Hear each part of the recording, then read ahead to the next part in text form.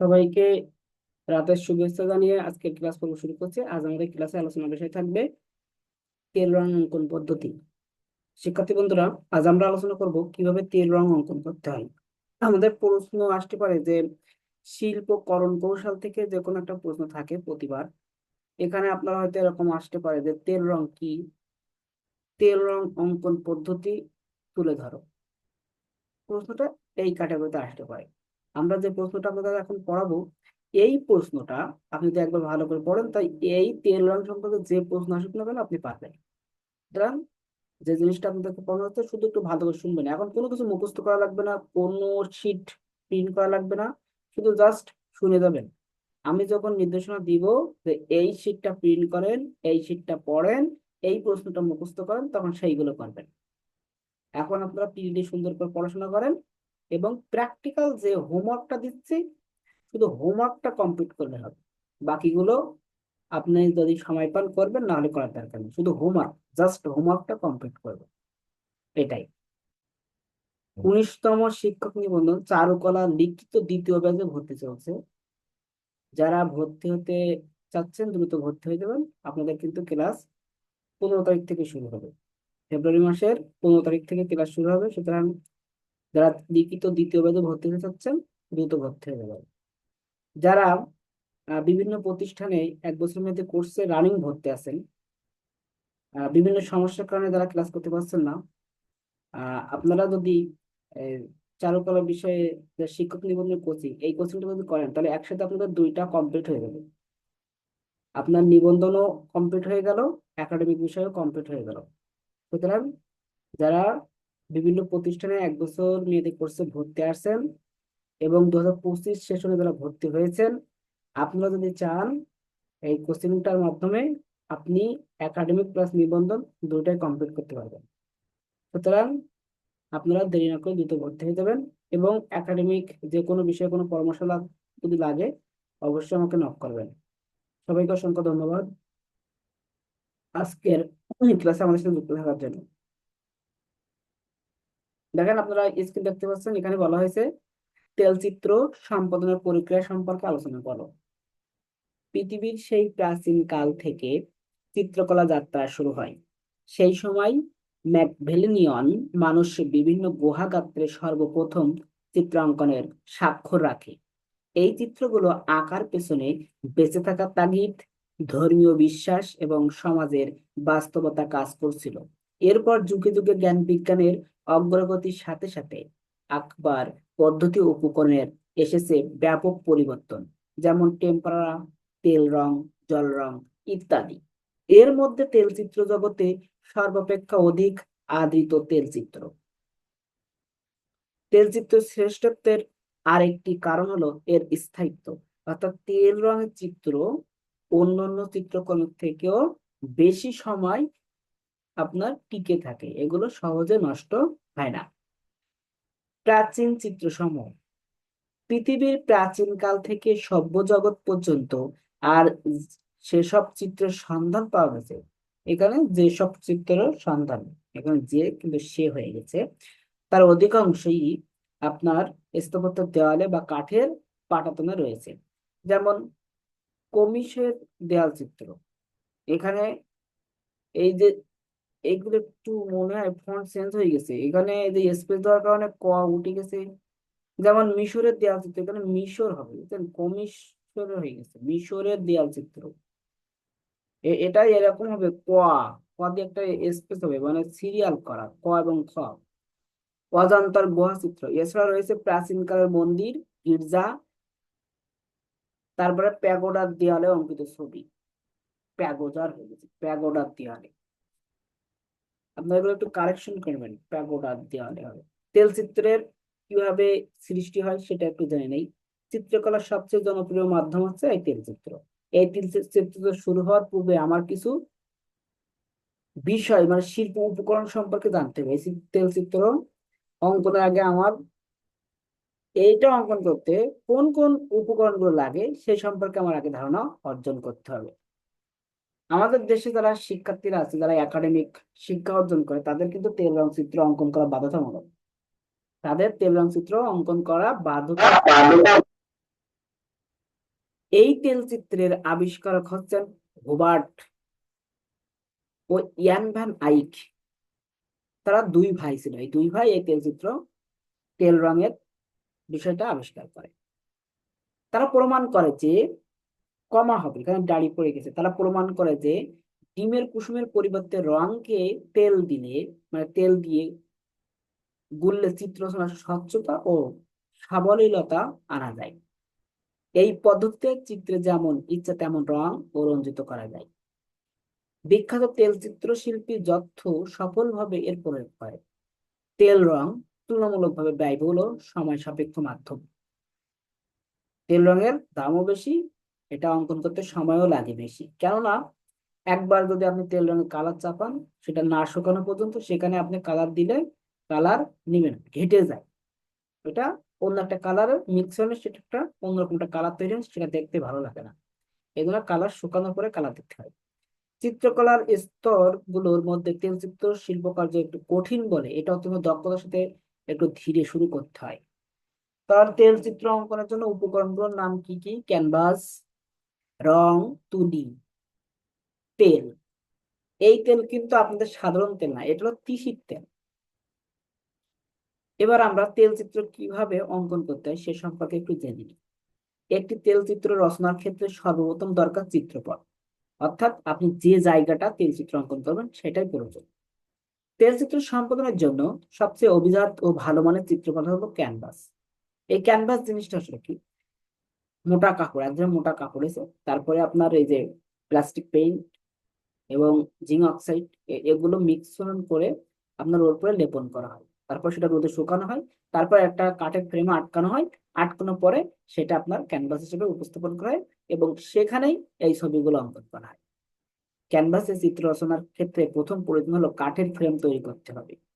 ফ্রেমটির কোণগুলো সমকোণ হতে হবে। এরপর ভালো বুনটযুক্ত ক্যানভাস লাগাতে হবে এবং খেয়াল রাখতে হবে যে ক্যানভাস যেন টান টান হয়। এখানে খেয়াল রাখতে হবে যে সে না, কিন্তু ক্যানভাসকে তেলচিত্র রচনার উপযোগী করার জন্য নানাভাবে প্রিপারেশন দেওয়া যায়, যেমন পানি নির্ভর, তেল নির্ভর। পানি দিয়েও প্রিপারেশন দিতে পারেন মিক্স করানোর সময়, আবার তেল দিয়েও। পানি নির্ভর প্রিপারেশন দেওয়ার পরপরই তার চিত্র রচনা উপযোগী হয়ে যায়, তবে শুকানো সঠিকভাবে কি হবে? শুকানো উচিত। তেল নির্ভর প্রিপারেশন অভিজাত, ব্যয়বহুল, পরিশ্রম এবং সময় সাপেক্ষ মাধ্যম। পরবর্তীতে যে উপাদানটি সবচেয়ে গুরুত্বপূর্ণ তা হলো রং। রং ব্যবহারের পূর্বে এক্সপায়ারি ডেট সম্পর্কে জানা উচিত, রঙের ডেট আছে কিনা। তেল রং টিউব আকারে পাওয়া যায়, স্টুডেন্ট কোয়ালিটি এবং আর্টিস্ট কোয়ালিটি। তবে ভালো চিত্র রচনার ক্ষেত্রে আর্টিস্ট কোয়ালিটি বেশি উপযোগী, এখানে ডাল চিত্র কিন্তু এখানে ভালো চিত্র হবে। এগুলো আপনার যখন রিডিং করবেন তখন এমনি বুঝতে পারবেন, কারণ এই যে দ্রুত টাইপ করার কারণে এমনটা হয়েছে। তুলি, এরপর যা প্রয়োজন তা হলো তুলি বা ব্রাশ, যার মাধ্যমে শিল্পী ক্যানভাসে অপূর্ব এক বিকাশ ঘটায়। তেলচিত্র সম্পাদনের আরেকটি উপাদান হলো তেল। লিনশিট অয়েল বা আপনি তিসির তেল হিসাবেও উপস্থাপন করতে পারেন। সহজ কথা তিসির তেল, ওর সাথে হালকা তারফিন, তাহলে দ্রুত শুকাবে। তারফিন মিক্স করলে দ্রুত শুকায়। তেল চিত্র রচনার আনুষঙ্গিক আরো কিছু উপকরণ সাথে থাকা প্রয়োজন। ইজেল, কালার প্যালেট, টুল, ছোট পাত্র, তুলি মোছার কাপড় ইত্যাদি। এই তেল চিত্র অঙ্কন দুই ধরনের হয়ে থাকে, একটা বাস্তবধর্মী আর একটা নিরীক্ষাধর্মী। বাস্তবধর্মী চিত্র রচনার ক্ষেত্রে ক্যানভাসের যে ড্রয়িং করা অধিকতর প্রচলিত। পেন্সিল মানে এখানে শেড জায়গায় কি হবে, যে ড্রয়িং করা অধিকতর প্রচলিত তার মধ্যে কি কি আছে? পেন্সিল এবং তুলি। পেন্সিল এবং তুলি দুইটা দিয়েই আপনার ড্রয়িং করতে হবে। এই এটা মিস্টেক হয়েছে, এটা মনে করেন যে যারা টাইপ করছে এটা দোকানে দেওয়া ছিল, মনে করেন যে হাতে লেখা ছিল, দোকানে দেওয়া ছিল। এখন যে টাইপ করছে এরা তো আসলে অত দক্ষ থাকে না, এরা শুধু দেখে দেখে টাইপ করে, ওই যে সে করে দিছে, ঠিক আছে। আর ওই যে স্পেস বা চাপ থেকে দেখেন দাড়ি দিয়ে দিছে। অধিকতর প্রচলিত পেন্সিল এবং তুলি দুটা দিয়ে ড্রয়িং করা যায়। এখানে একটা লাইন হবে কিন্তু উনি এই যে টাইপ করছে ওরা তো অত লেখাপড়া জানে না, মনে করেন যে দেখে দেখে লেখে, টাইপের গতি আছে ভালো। নিরীক্ষাধর্মী কি? নিরীক্ষাধর্মী তেলচিত্রের ক্ষেত্রে ড্রয়িং এর চেয়ে কম্পোজিশনকে বেশি প্রাধান্য দেওয়া হয়। নিরীক্ষাধর্মীতে আপনার ড্রয়িং এর চেয়ে কি করা হয়, আপনার কম্পোজিশন, যেটা এক্সপেরিমেন্টাল যেটা বলে নিরীক্ষাধর্মী, যে আপনার বিভিন্ন হাত পা দিয়ে একটা সুন্দর একটা কম্পোজিশন তৈরি করতে হবে। কিন্তু আপনি যখন বাস্তবধর্মী ছবি অঙ্কন করবেন, বাস্তবে মনে করেন একটা মানুষের মাথা যেমন থাকে আপনাকে তেমন আঁকতে হবে। কিন্তু যদি আপনি এটা এক্সপেরিমেন্টাল করেন, তাহলে মাথায় চোখটা আপনি কি ঠিক নাক এর উপরে এই কপাল বরাবর একটা চোখ দিতে পারেন, আর একটা চোখ আপনি ভ্যানিশ করে দিতে পারেন, এক চোখালা মানুষ দিতে পারেন, একটা কান অনেক বড় করে রাখলেন, দিয়ে অন্য কান, অন্য কানটা অনেক ছোট করে রাখলেন, মুখটা একটু লম্বা করে দিলেন, ঠিক আছে, মাথার চুলগুলো আপনি ছোট করে দিলেন, নাকটা লম্বা করে দিবেন, গলাটা লম্বা করে দিবেন। এইটা হলো এক্সপেরিমেন্ট। এটা তেল রঙেও করা যায়। রং প্রলেপন সাধারণত দুই ভাগে ভাগ করা যায়। কেউ ডার্ক ভাবে রং লেপন করে ক্রমে লাইট করে, আবার কেউ মিডল টোনের রং চাপিয়ে সেখানে লাইট, যেখানে লাইট সেখানে লাইট, যেখানে ডার্ক সেখানে ডার্ক রং চাপিয়ে ছবি সম্পন্ন করা যায়। এখানে যেখানে সেখানে ও বুঝতে পারছি, ওই যে আর সে এই দুটো পার্থক্য করতে পারেনি, বুঝতে পারছেন? এজন্য সব দন্তুস্ব দিয়ে রাখছে। এটি চারুকলা বিভাগ অনুসৃত একাডেমিক রিয়েলিজম বা ইমপ্রেশনিস্ট ধারা তথা বাস্তবধর্মী চিত্ররচনার ক্ষেত্রে বেশি প্রযোজ্য। এখানে খেয়াল রাখতে হবে, প্রাথমিক পর্যায়ে বর্ণ প্রলেপনের সময়, এখানে রং প্রলেপনের সময় আমরা যে পরিমাণ লিনচিট, মানে এখানে তিসির তেল যেটা বলছি আমরা লিনচিট তিসির তেল ও তারফিন নেব, পরবর্তীতে তা কমিয়ে দেবো। অর্থাৎ প্রথম যখন আমরা মানে কালার চাপাবো ক্যানভাসে, তখন কি করব, তেলের পরিমাণটা বেশি নেব। তাহলে মনে করেন যে সমস্ত জায়গাটা, ক্যানভাসের সমস্ত জায়গাটা রংটা সুন্দরভাবে লাগবে। কিন্তু পরবর্তীতে যখন ওর উপরে কাজ করব, রং লেপনের পরে যখন কাজ করব, তখন ক্রমান্বয়ে আমরা আস্তে আস্তে এই তেলের পরিমাণ কমাই দিব। তেলের পরিমাণটা আমরা কি করব, তখন আস্তে আস্তে কমাই দিব। এটা একটু মাথায় রাখ। এবার তেল চিত্র অঙ্কনের কিছু বাধ্যবাধকতা বা সময়সীমা আছে, সেগুলো সম্পর্কে একটু ধারণা থাকতে হবে, যে তেল চিত্র রচনার ক্ষেত্রে সময়সীমা কোনো বাধ্যবাধকতা নাই। মানে আপনি যতদিন খুশি ধরে আঁকতে পারবেন। তেল রং আপনার এটা যে আজকে করলাম, এখান থেকে 5 দিন পরে আবার করতে পারবো কিনা, এটা এরকম ধরাবাধা নেই। কিন্তু আপনি যখন একাডেমিক ভাবে অঙ্কন করবেন, আপনি একটা নির্দিষ্ট সময় দিবেন। একাডেমিক ভাবে যখন অঙ্কন করবেন, তখন আপনার নির্দিষ্ট একটা সময় দিবেন, সেই সময়ের ভিতরে অঙ্কন করবেন। না হলে আপনার তো পরীক্ষা হলো না বা ক্লাসের বিষয়বস্তু হলো না। অনেক ক্ষমতা সম্পন্ন শিল্পী আছেন যারা একবার রং চাপিয়ে কাজ শেষ করে থাকেন।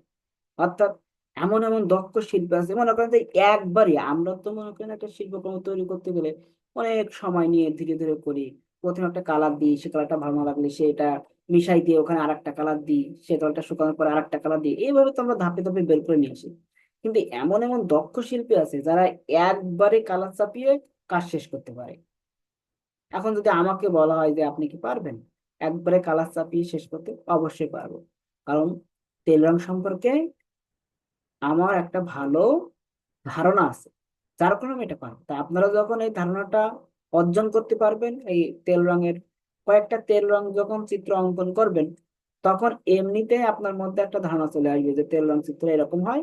আমি যদি চাই, তাহলে একবারে যেখানে যেমন সেরকম দিয়ে আমি কাজ শেষ করতে পারি।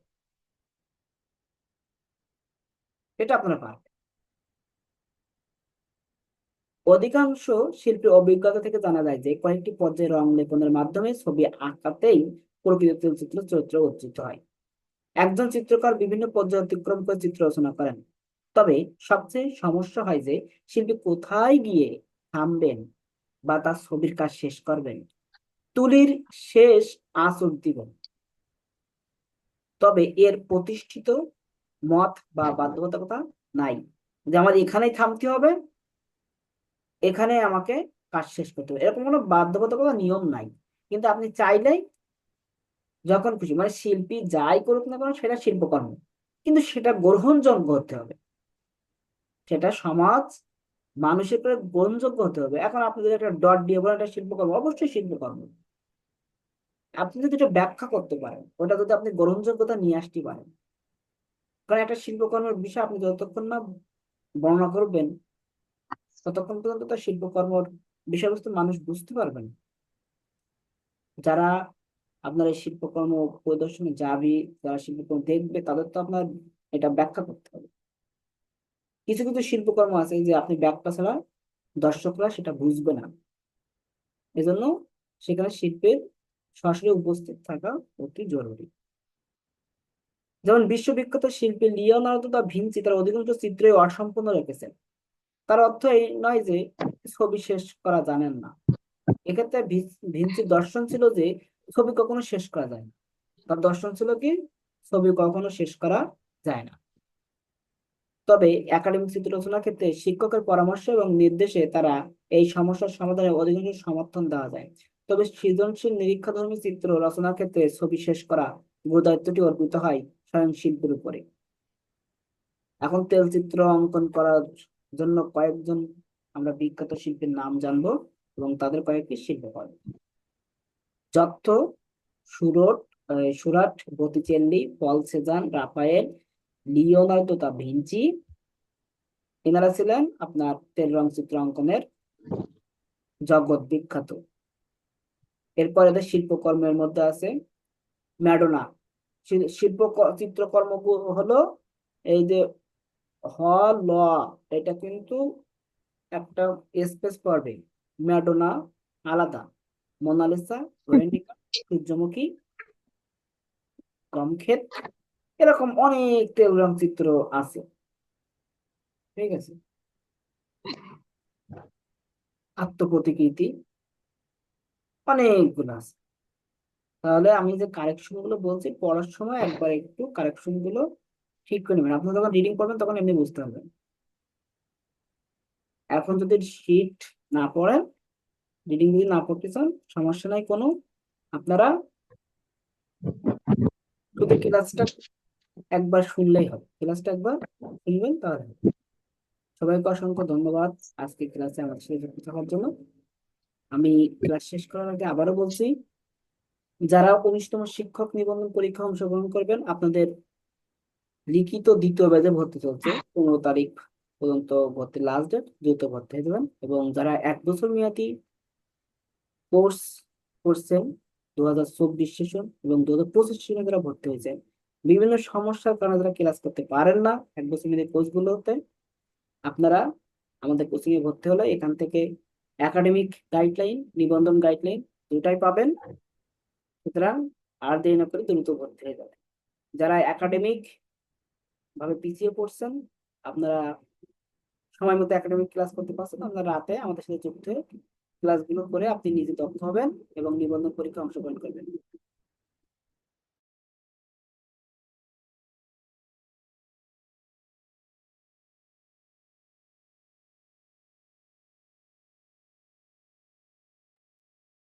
অসংখ্য ধন্যবাদ আমাদের সাথে থাকার জন্য। আল্লাহ হাফেজ।